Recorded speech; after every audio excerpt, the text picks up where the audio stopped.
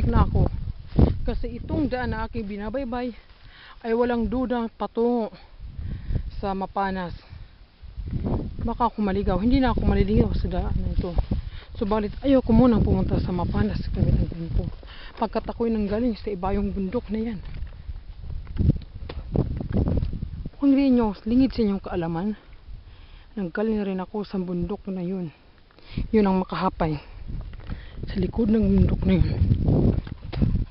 Napakalayo, diba? Shhh! Hoy! Shhh! Bitate! Hoy! Shhh! Hit! Ngani!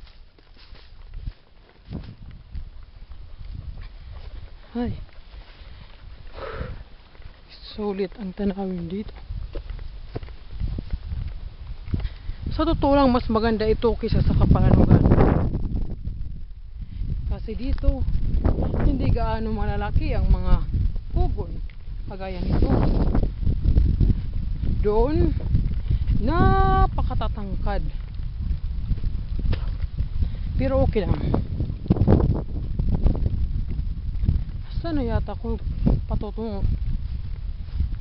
Pag ako'y magtungo doon, mapupunta ako sa kaluwalhatian. Dito tayo.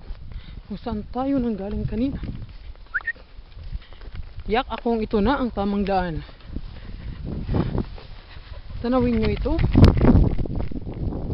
Nakakapagod. Ano na kaya ang oras na ito? Sigurado ako hindi ko alam, pero malapit na akong malubat. Galing. Napakaganda talaga dito.